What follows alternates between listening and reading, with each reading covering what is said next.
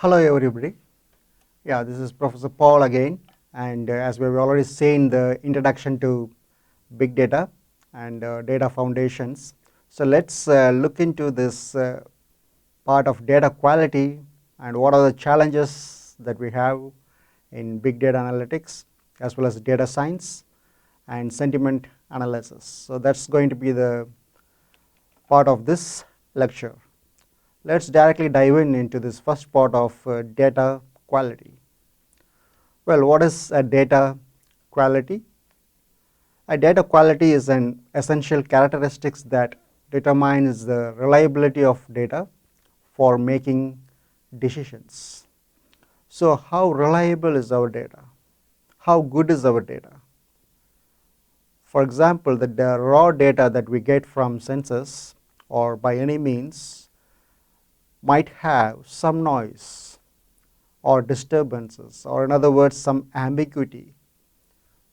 We have considered that there are possibility that data might go missing.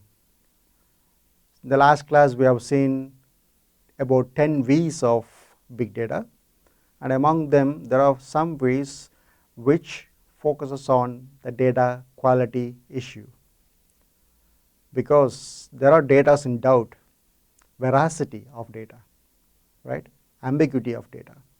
Yes, whatever the data that we obtain, we have to verify the data so that the data can be useful for making decisions.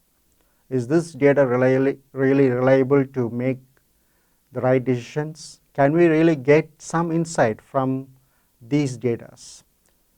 So there are a lot of several questions that we might come across when it comes to data quality. Let us consider few points on this data quality. If you look at this picture, you would see there are a couple of charts, and you have a calculator, pencil, a lens, and a spectacle, a glasses. So as we see here, this is kind of output of some insight that we got from the data. So we don't want to get an insight, or we don't want to get the wrong insight from the data. Yes, if the data is not of good quality, eventually it's going to affect the output. Yes, it's same as garbage in, garbage out. So whatever we put in, that is going to come out. If our data is of poor quality, if our data is not reliable, then how is going to be our decisions that you are making based on those data? It's going to be the same. Yes. So we should be careful in monitoring the data as well as cleaning the data and preparing the data so that the data remains quite good enough for us to use to make certain decisions. Let's dive in and see more on this data quality issues. So there are several issues that surrounds the data quality. So here we are going to just see few points on this issue. Let's talk about the timeliness of the data.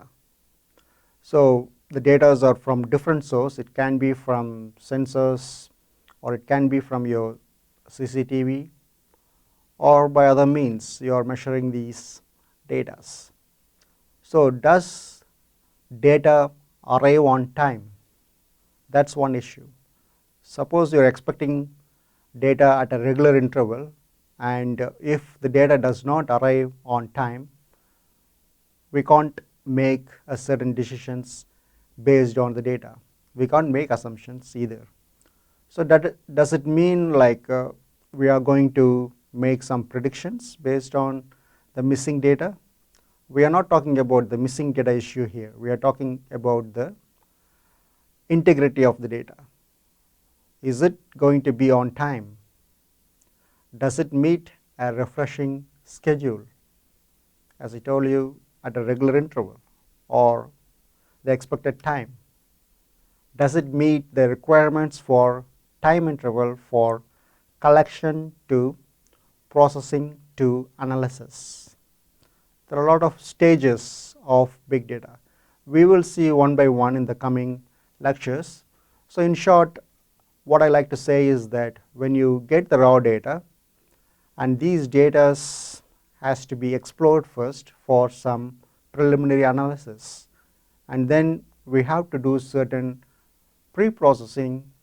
Only after that we can use these data for proper analysis, and eventually after analysis we have to take this data for some report. We have to visualize the report, or we have to communicate these reports to others, or we have to take some insight out of this data.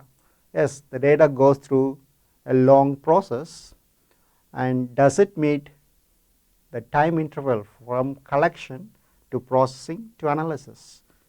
That's one of the important questions that we have to ask.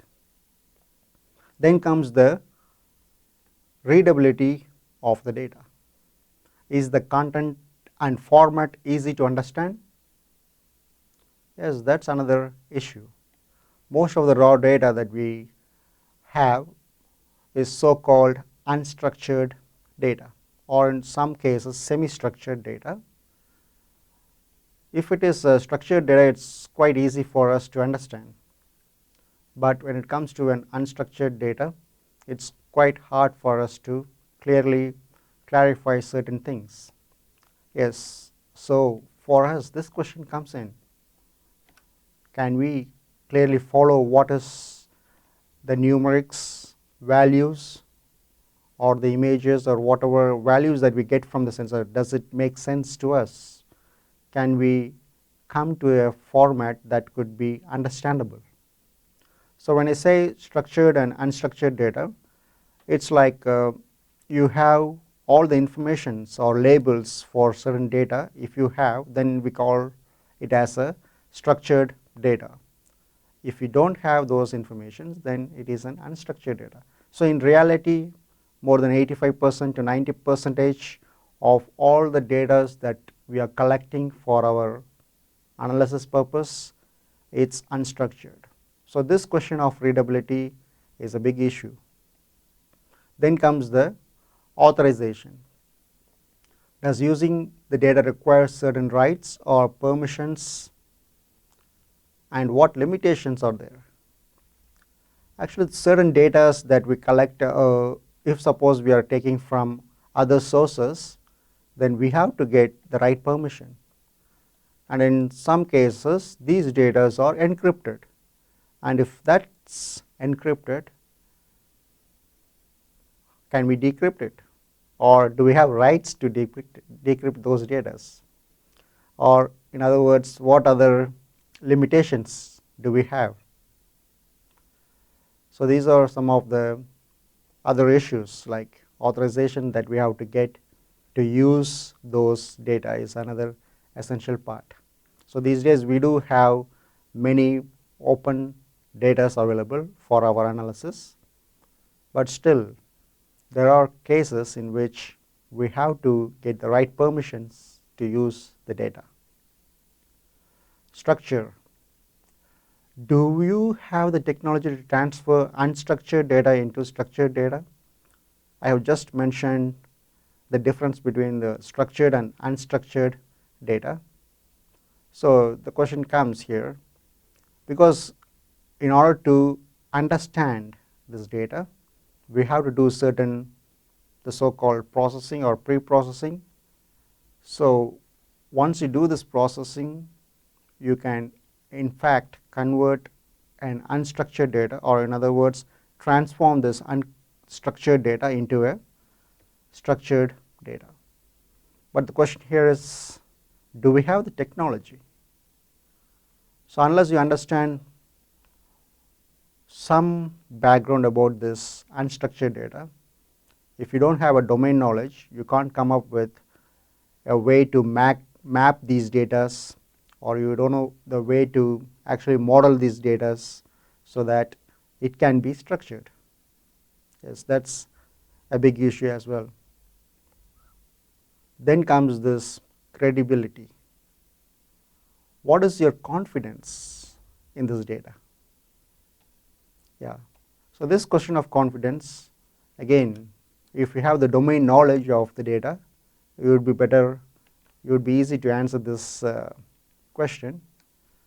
Again, the confidence level of the data is a big question, but it's kind of fuzzy for someone who doesn't have the domain knowledge of that data. For example, when I say domain knowledge, data are from different sources. Let us consider you have certain data of say biometric data, and suppose you are from an arts or engineering background, from maybe different engineering background, and then you are looking at these data, say you are from civil engineering, and then you are looking at this data.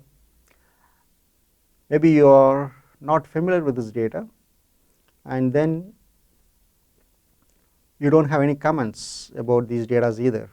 You don't know how to transform these data. You don't know whether these data are reliable ones. As to making decisions, we do need those with the domain knowledge to get the credibilities of these data. So then, having the domain knowledge, of course, you can have confidence. You have the confidence to say, well, this data is quite good enough, or this data I can rely on these data. Or in other words, you can say, well, we can transform these data using some kind of mechanism. You have the confidence that we can at least use these data for some purpose. On the other hand, you might also say that these data are useless unless we do certain processing. Well, these are some of the data quality issues that we talked about. There are still more other issues that is not covered here. Just giving you the brief introduction to this data quality. And other challenges that we have here in our data science foundation is that from data acquisition to processing, we have various stages. For example, data acquisition itself is a big challenge. Acquiring data, you have to, in fact, for example, maybe install the sensors in a certain locations. You are going to install the cameras and all other devices that would acquire data or monitor the data. If it is a wearable devices, still you have to wear those and you have to continuously monitor and acquire the data from those devices. Okay. Data acquisition is one part. After acquiring the data, we should store it in a place so that we can retrieve these data later on and then start the processing. So before we start the processing, we may have to clean this data, because data in general, they are unstructured, as I have mentioned earlier. In most cases, it's unstructured data. So we have to make sure that how much time does it take for us to transform these unstructured data into a structured one, and how much is the cost for doing so.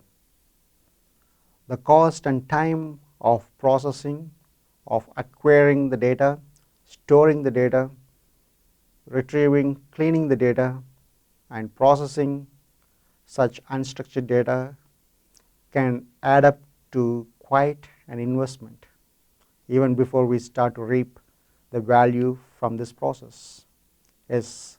So which means that the big companies, that they start a group, so-called the data science group, for such analysis purpose, they have to go through this process and they have to sit and calculate the cost before even investing on such big thing.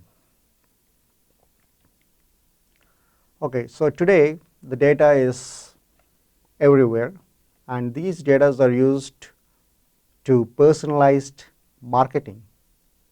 Not only that, these days the data can be used to monitor your movement from one place to another place.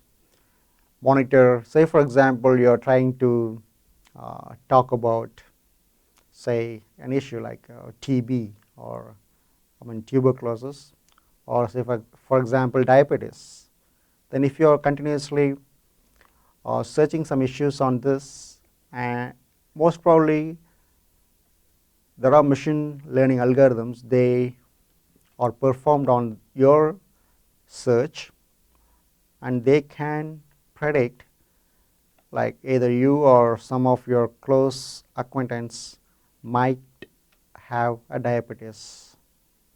So eventually what they are going to do is that they are going to personalize some advertisement just for you. Yes, even many companies, they are seeing all your purchase history or whatever you have searched during the purchase history, and then they provide some recommendation that's very hard for you to resist. Yes, that's how the things are happening, say for example in Amazon or eBay and other online stores. We are going to look at some information from Amazon's recommendation engine. Say for example, like being a customer, if you want to like find a book, say on data science foundation, if you just go into use Amazon and try to say type data science, you might have various books displayed, and again these are some of the recommendations. Maybe you are looking at only one book, and then you find that there are a lot of books are being recommended.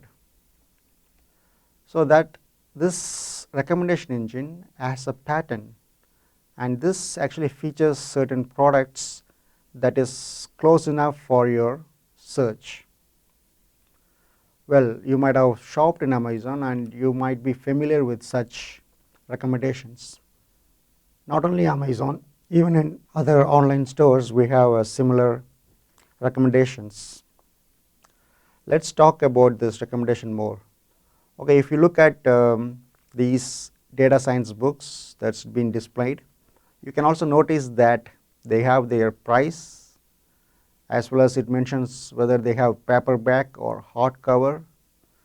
Moreover, they also have those stars, and just besides those stars, you also have the number of people have given this stars. Is this going to affect your decisions on purchase? Let's see what's going to happen. Yes, now we are into this sentiment analysis. Yes, company use this sentiment analysis to strill or to motivate you or motivate your feelings towards a certain product. Just for example, just remember this data science book that you are about to purchase from Amazon. So for example, as you saw earlier, we had these stars, like 5 stars are there, and you can notice that some stars like 3 stars, 4 stars, 5 stars, and you have the customer's review. So here is an example where we can see like customer reviews, it's like almost 4.6 out of 5 stars, and 80% of person have given 5-star among 131 reviews. And then you have other recommendations of books with 4.8 out of 5 star, 5 out of 5 star, and so on. Yes, do you think these reviews and stars will move towards or will make you biased in some sense to move towards certain directions in making your decisions towards a particular book? Of course, many people agree that they are moved just after reading certain reviews and seeing the stars. Let's look at some reviews in short time. Yes, basically the sentiment analysis is steering your feeling to make you purchase a certain product. In other words, they actually encourage you to make judgment based on the product reviews. Your judgment can be either positive or it can be negative. Let's move further into it and see how it would affect. Okay, here again on sentiment analysis, you can see there are several reviews given here. So in the previous slide we saw the stars. We are just focusing on stars, but here again we can see it says top customer review. It's another field. Again, it's an extension of this sentiment analysis, in which after seeing the stars, now you want to read the actual reviews. So as you can see there, like you have 4-star, and then you have the review given below, then you have the 1-star, you have the review given below. So after reading those reviews, you really feel that, well, this book could be I can purchase and it will be useful to me. Or you might decide that, well, it's not good enough. Moreover, adding to this decisions that a customer makes individually after reading these reviews or after seeing all those stars, the reviews whatever we write, say for example you are giving a review on Amazon, and mostly these reviews are written in English. If let's consider we are talking about the English language, that is, the English website of Amazon. Yes, apart from English, even Chinese and other languages these days, they use the natural language processing. There are various analytical methods they follow in this natural language processing, along with certain machine learning methods to analyze the general opinion of a person or public for certain product. So this is why this sentiment analysis is often called as the opinion mining. Even the news channels are filled with Twitter feeds analysis every time an event of importance occurs. You might have noticed, right? Whenever there is certain event is happening, you get the hashtags, or with this Twitter informations is being fed in to you to see how much either opinion towards favoring certain things or against certain things with regards to elections, for example. Or if you have a sports game, then again you also come across certain Twitter feeds. Yes, these are all kind of opinion mining, and again it's a part of the sentiment analysis. The next part that I wanted to show you today is about the personalized medical treatment. We are going to talk about this human genome projects. We know that today is the human genome. We have the sequencing of this genome has been already done, and though this takes a lot of time for actual processing of the whole thing, today it is possible. We have computers, not the general PC, we have the supercomputers. They can perform such operations in one day. So even in one day you can actually perform the whole operation, of course if you are using the supercomputer. But in any case, we do have medical treatments that are performed today with certain specific or personalized care for a certain patients with a certain illness.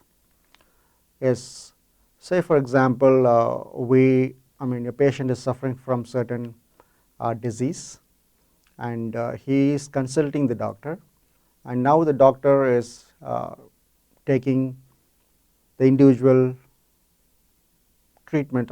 For example, this doctor is caring this patient, and now he recommends this genome based recommendation. When I say genome based recommendation, it's like you have this sequencing, and once the sequencing of the DNA is being digitized, these can be used or can be aligned together for certain analysis and interpretation of the patient's health. Say for example, the patient's particular gene or particular element can reflect a particular weaknesses in this person, and accordingly the doctor can give certain recommendations and he can provide certain medicines that would affect him, and it would eventually affect him in a better way. So that's a kind of a personalized treatment that's been given here, and this kind of treatment is getting popular these days. You get the sample from the patients, you take the DNA format it into a digital form, then after that you try to sequence it, you could try to align it and perform the actual analysis process, do some interpretation from these data that you got from the DNA, and then we do have certain softwares and tools that helps the doctors in a better way to perform some real-time analysis of the results that obtained, and finally the doctor can recommend him to go through a certain specific treatment that would be personalized for him alone. Yes, such kind of treatment really helps us in many ways, and today though it's still kind of a rare treatment, we are hoping that this kind of treatment would become quite common in the coming days. Let's dive into the next part, which is another area where the data science is useful. We are going to talk about this wildfire. As wildfire is happening around the globe, even recently, it happened in Russia. Right now these lectures are taken on end of March 2018. Well, still to date, like we have a lot of places around the globe, we have wildfire happening. So there are accounts that sometimes the wildfire happens in like California or in Australia. They amount to huge loss of forest as well as the properties, in some cases even human life, as in most cases the animals they live, the wildlife are affected. To overcome some of these losses, we can perform certain analysis. For example, we have the satellite image data, and these data can give us some hint on what is happening in a certain region of the globe. Say you are focusing on these satellite data, you can identify the difference between the fire as well as the no fire region.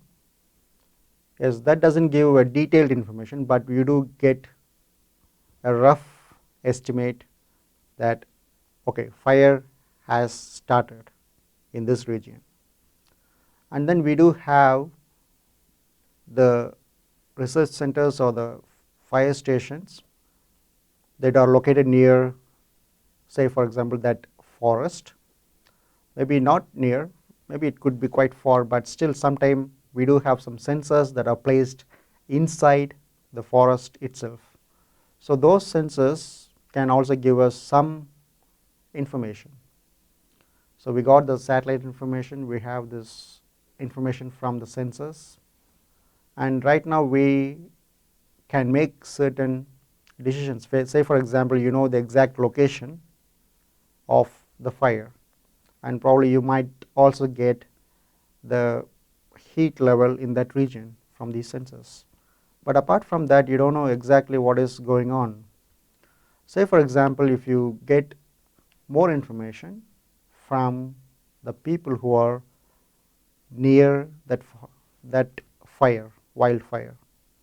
So these days people use social media and they communicate many messages, either text or image messages, through the social media. whenever such event happens. Say for example, a group of people are hiking near the forest and the wildfire happens, then they take a picture and they give a comment about what they saw. These will be very useful for, say for example, the fire brigade who are going to come. They know what are the equipments they have to bring. They actually know how much loss has already happened. And these days even the drones are used, and the drones sometimes they just carry some sensors and they just drop the sensors in the fire region so that we can get more specific details about what is really happening inside. As these all informations that we have gathered either from the satellites, the sensors that is placed in the forest, or the data from the social media, or other data that we gathered from the drones, these will be combinedly used for performing analysis, and you can make certain decisions that would affect people's life, that could save a lot of properties. Well, that's one of the example. In the coming lectures, one of the lectures, I will also give you some details on how this can be done.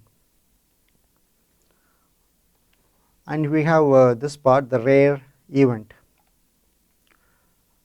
Well, when we talk about rare event, whenever we say rare event, it's something that occurs very rarely, right?